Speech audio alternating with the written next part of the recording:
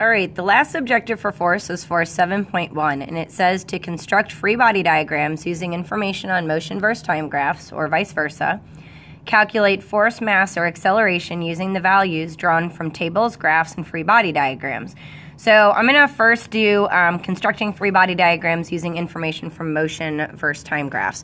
So I'm going to take a look here at just a standard position versus time graph. You can see by interpreting this graph that this object is moving with constant velocity because we have a perfectly straight line, and it is moving in the positive direction because this line is sloped towards the positives.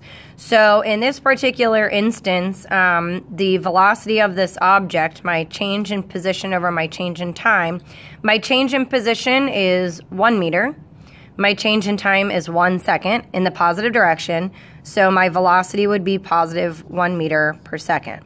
Now, this is a constant velocity, so no matter what object we're talking about, if I wanted to draw a free body diagram of this, let's say this is a box being slid on the floor with constant velocity, my normal force and my gravitational force are present, but they're equal and they're opposite, so they're going to cancel.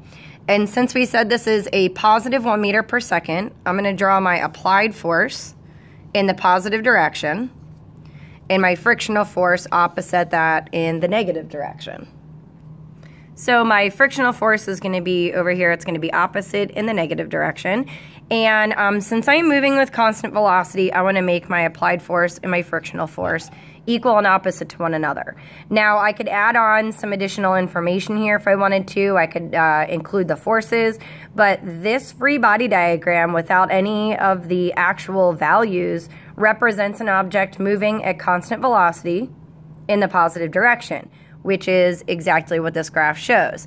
Now, let's say we have an object like this on a position time graph. It's accelerating, or it's, in this particular case, it's speeding up in the positive direction, so the velocity time graph would be speeding up in the positive direction, giving me a positive slope. Now, this free body diagram would obviously look a little bit different since I'm speeding up. So let's say here's my free body diagram again, and this time I am sliding the box across the floor, but I'm going to be speeding up.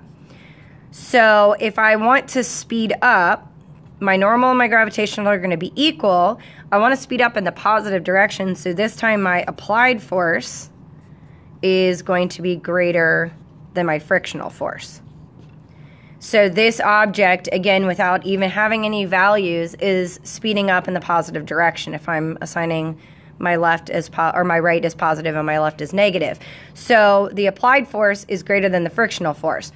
Well, let's say we have an object that is slowing down in the positive direction.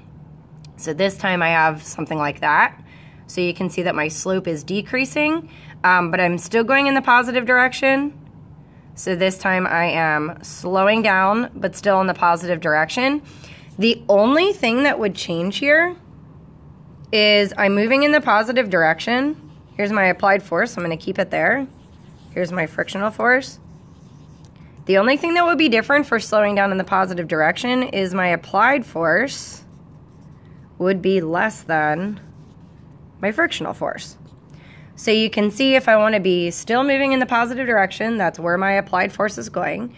But if I want to be slowing down, then my frictional force is going to be greater than my applied force.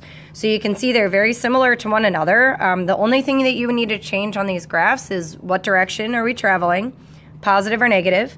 And if we are traveling in the positive direction, the applied force is going to go in the positives. If we're traveling in the negative direction, the applied force is going to go in the negatives. And then you just have to alter the length of the vectors for the applied force and the frictional force. Applied force less than the frictional force is slowing down. Applied force greater than the frictional force is going to be speeding up.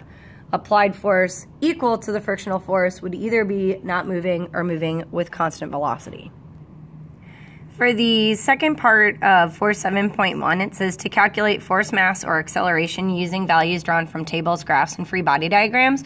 So what I'm going to do is I'm going to do one of the practice problems here from What Makes Something Accelerate.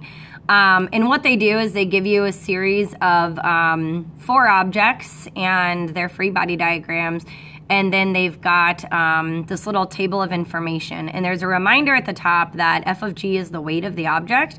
And you're going to use the free body diagrams to complete the table. So we're going to complete all of the forces acting on the object, and we're going to complete the net force, including the acceleration. So I'm going to take a look at, let's just do object B. So object B has a normal force, gravitational force, applied force, and they tell you that object B has a mass of 50 kilograms. So I'm in what makes something accelerate. I'm looking at object B. It has a mass of 50 kilograms.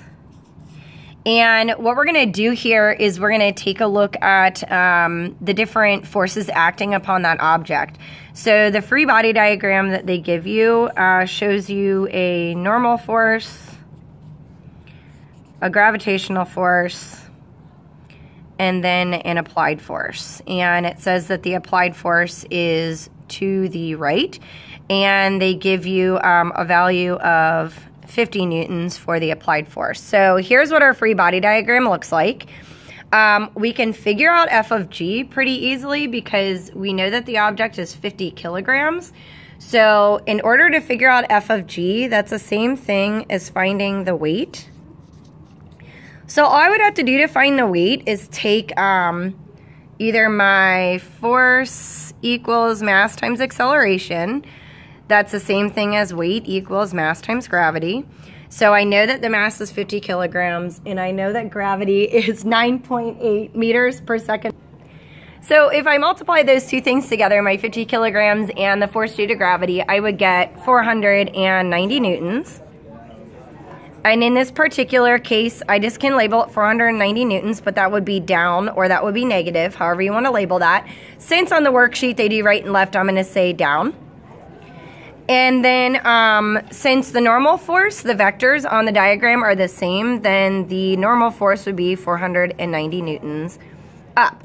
So now we have 50 newtons to the right, 490 newtons up, 490 newtons down, and they didn't give us a frictional force, so we have all of the forces acting upon the object.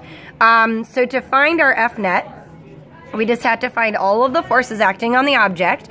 The up and the down are equal and opposite, acting on a singular object, so they're going to cancel or balance. And what we're left with then is 50 newtons to the right. So if I want to figure out the acceleration of this object, guess what? I already have the mass, and now I have the net force acting on the object, so I could figure out the acceleration. So over here, if I do my F net equals ma, my F net we decided was 50 newtons to the right. I'm going to go 50 newtons R. I know that my mass is 50 kgs, and I don't know my acceleration. So all I have to do now is divide by my 50 kilograms on both sides. And if I divide a newton, which is kilograms times meters per second squared, and I do 50 divided by 50, my acceleration then is going to be 1, and I'm going to cross off my kilograms, meters per second squared, and the direction here would be considered right. So now we've figured out the force, mass, and acceleration on object B for what makes something accelerate, and that essentially is force 7.1.